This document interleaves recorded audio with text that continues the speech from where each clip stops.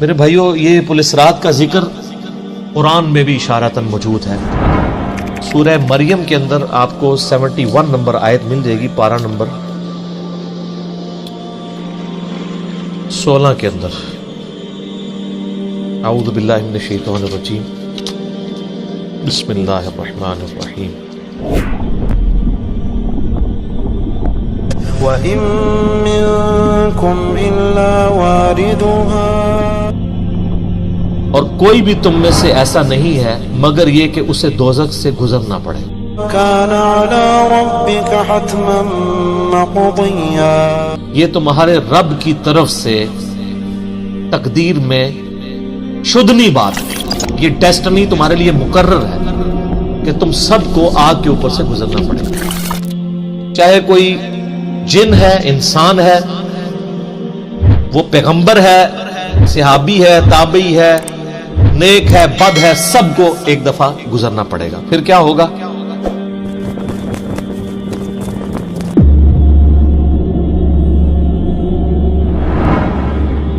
ثُمَّ نُنَجِّي الَّذِينَ اتَّقَوْا وَنَذَرُ الظَّالِمِينَ فِيهَا جِثِيًّا، پھر ہم نجات دے دیں گے اہل تقوی کو، اور جو ظالم ہیں ان کو گھٹنوں کے بل اسی دوزخ میں رہنے دیں گے۔ وَلِعَوْذُ بِاللَّهِ تَعَالَى اللہم اجرنا من النار، آمین۔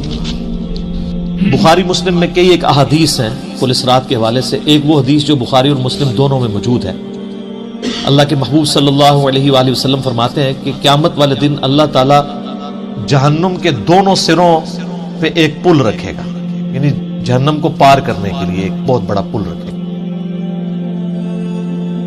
بخاری مسلم کے الفاظ ہیں، سب سے پہلے میں اپنی امت کو لے کے اس کے اوپر سے گزروں گا، اور اس کے بعد باقی انبیاء بھی اپنی امت کے لوگوں کو اپنے ساتھ لے کر گزریں گے، اور ہر رسول کی زبان پہ سمیت میرے رب سلم رب سلم رب سلم ہوگا۔ اے اللہ سلامتی فرمانا، اے اللہ سلامتی فرمانا، اے سلامتی فرمانے والے رب سلامتی فرمانا۔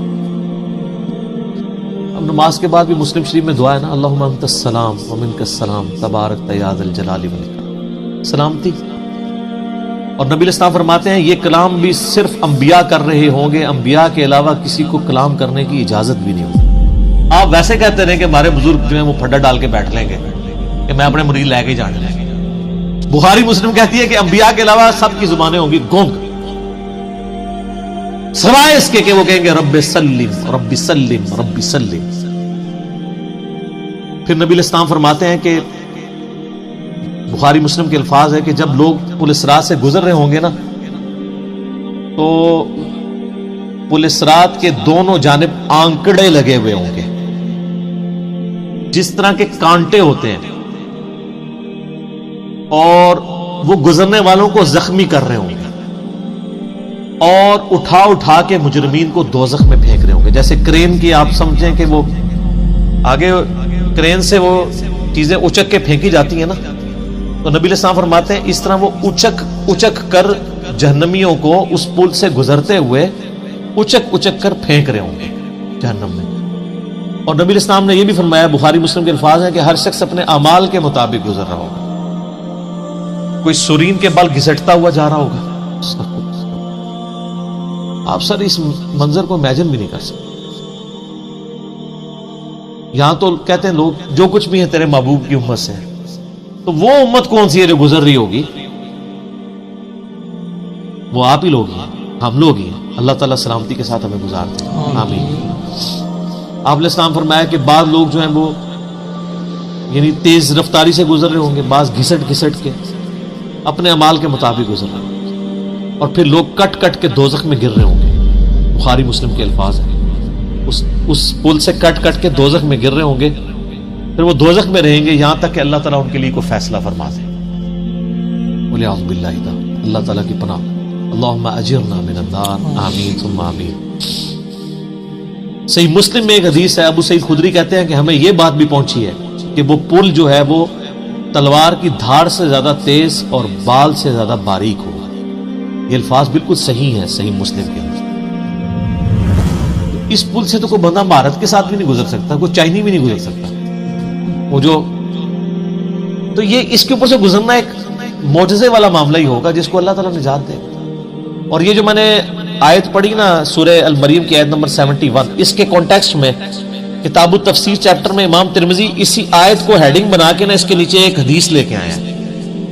یعنی یہ جو میں نے کہا نا قرآن میں پل اسرات کا ذکر ہے، امام ترمذی کا بھی یہی فہم ہے. انہوں نے اس آیت کی ہیڈنگ بنا کے جامعہ ترمذی میں حدیث لی ہے بالکل صحیح سند کے ساتھ پل اسرات کے حوالے سے، کہ نبی صلی اللہ علیہ وآلہ وسلم نے ارشاد فرمایا کہ یہ پل اسرات جہنم پہ رکھا ہوا ایک پل ہے جس پر سے لوگوں کو گزرنا پڑے گا اور ہر شخص اپنے اعمال کے مطابق گزرے گا. بعض لوگ بجلی کسی تیزی سے گزر جائیں گے، جیسے آسمان سے ایسے بجلی کڑک کے نیچے پتہ نہیں ود ان سیکنڈز. بعض ہوا کی تیزی سے گزریں گے جو اس سے کم نیک ہوں گے. بعض گھوڑ سوار یا اونٹ سوار کسی تیزی سے گزریں گے، بعض بھاگتے ہوئے گزر جائیں گے، اور بعض جو ہیں وہ پیدل چلتے ہوئے، اور بعض سرین کے بل گھسٹتے ہوئے. سر اتنا لمبا پل، پتہ نہیں کتنی مسافت ہے. بلکہ بخاری مسلم میں الفاظ ہے، نبی نے صاحب فرمایا کہ اس پل کی لمبائی اللہ ہی بہتر جانتا ہے، مجھے نہیں پتا کتنی. اوئے ہائے ہائے. اور بعض ایسے ہوں گے جو کٹ کٹ کے پھر دوزخ میں گر رہے ہوں گے، اور ان کا معاملہ پھر بعد میں اللہ تعالیٰ طے کرے گا کہ ان کے ساتھ کیا. جامعہ ترمذی میں ایک حدیث ہے، حضرت انس بن مالک جو حضور کو 10 سال تک وضو کرواتے رہے، بخاری مسلم میں ہے. ترمذی میں الفاظ ہیں، وہ کہتے ہیں یا رسول اللہ کیا اس دن آپ میری شفاعت کریں گے؟ فرمایا میں کروں گا. تو یا رسول اللہ مجھے اپنا پتہ بتا دیں، میں آپ کو کہاں تلاش کروں. انہوں نے انشور کیتا ہے. آپ نے فرمایا تم پل اسرات پہ آ جاؤ. اوئے ہائے ہائے. تم مجھے پل اسرات پہ دیکھ لینا، میرے امتی گزر رہے ہوں گے، میں ان کے لیے سلامتی کی دعا کر رہا ہوں. کہا یا رسول اللہ اگر پل اسرات پہ نہ پاؤں تو آپ نے فرمایا کہ پھر تم میزان عمل پہ آ جانا، جہاں لوگوں کے نامہ اعمال تولے جا رہے. نبی الاسلام کا نامہ اعمال نہیں تول رہا ہوگا، آپ کو تو اللہ نے امن دے دیا نا، انا فتحنا لک فتحا مبینا. اور بخاری مسلم میں حدیث ہے، حدیث شفاعت کے سارے نبیوں سے لوگ ہوتے ہوتے حضرت عیسیٰ کے پاس جب اینڈ پہ آئیں گے نا تو وہ کہیں گے بس ایک ہی شخص ہے جس کو امن ملا ہوا ہے، تو محمد رسول اللہ کے پاس جاؤ، وہ شفاعت کریں گے. تو آپ علیہ السلام اپنی امت کی خاطر ہی یعنی میزان عمل پہ تکلیف کاٹ رہے ہوں گے. کہا یا رسول اللہ میزان عمل پہ بھی نہ پاؤں تو کہاں جاؤں؟ فرمایا پھر تم حوض کوثر پہ آ جاؤ، میں وہاں پہ اپنے امتیوں کو مشروب پلا رہا ہوں. بخاری مسلم میں درجنوں احادیث ہیں، آسمان کے ستاروں کے برابر اس کے برتن ہیں، اور جو ایک بار پیے گا وہ کبھی پیاسا نہیں ہوگا. جنت میں لوگ مشروب لذت کے لیے پئیں گے، پیاس کی وجہ سے نہیں پئیں گے. ان کا یا رسول اللہ اگر آپ مجھے پل اسرات پہ بھی نہ ملے، میزان عمل پہ بھی نہ ملے، اور آپ صلی اللہ علیہ وآلہ وسلم حوض کوثر پہ بھی مجھے نہ ملے، تو پھر میں آپ کو کہاں تلاش کروں؟ آپ فرمایا تم مجھے تلاش کرنا، میں ان 3 میں سے کسی ایک جگہ پہ ہوں. تو بخاری مسلم میں پھر یہ بھی آتا ہے کہ میرے حوض کوثر پہ کچھ لوگ لائے جائیں گے، میں کہوں گا اصحابی اصحابی، میرے ساتھی ہیں. مجھے بتایا جائے گا کہ آپ کے بعد یہ دین سے الٹے قدم پھر گئے تھے، انہوں نے دین میں بدعتیں جاری کر دی تھی. آپ فرماتے ہیں میں کہوں گا سحقا سحقا لمن غیر بعدی، تو دور کر دو مجھ سے، میرا ان سے کوئی تعلق. بخاری مسلم میں الفاظ ہیں، عبداللہ ابن ابی ملیکہ جب یہ حدیث بیان کرتے تھے تو کہتے تھے اے اللہ ہم تیری پناہ میں آتے ہیں اس چیز سے کہ تیرے نبی کے وفات کے بعد ان کے دین سے الٹے قدم پھر گئے.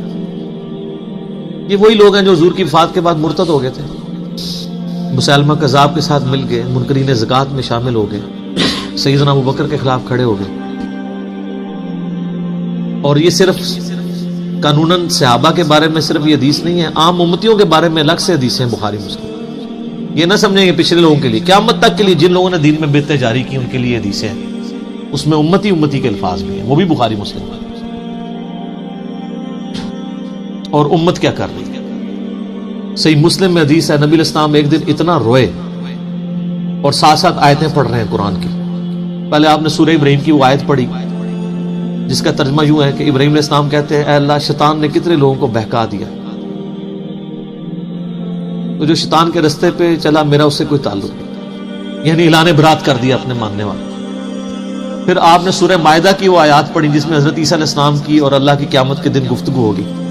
اس میں عیسیٰ ابن مریم کہیں گے اے اللہ جب تک میں ان میں موجود تھا میں ان پر گواہ تھا, جب تو نے مجھے اٹھا لیا پھر تو اور تیری مرضی ان کو عذاب دے یا چھوڑ دے.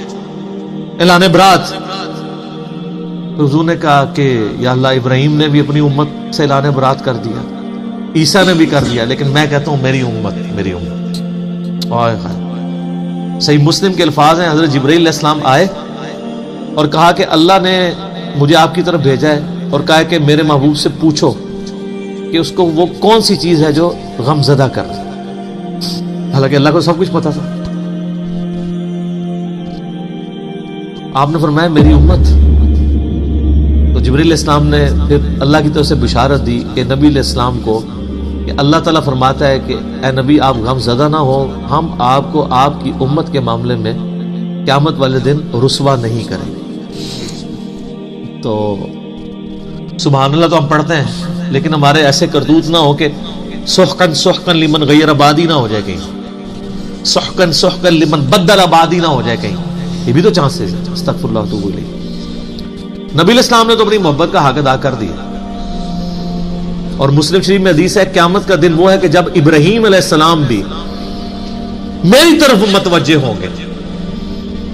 جس دن کوئی بھی اللہ کی بارگاہ میں کلام کرنے والا نہیں ہوگا, میں ابراہیم علیہ السلام کی سفارش بھی میں کروں گا.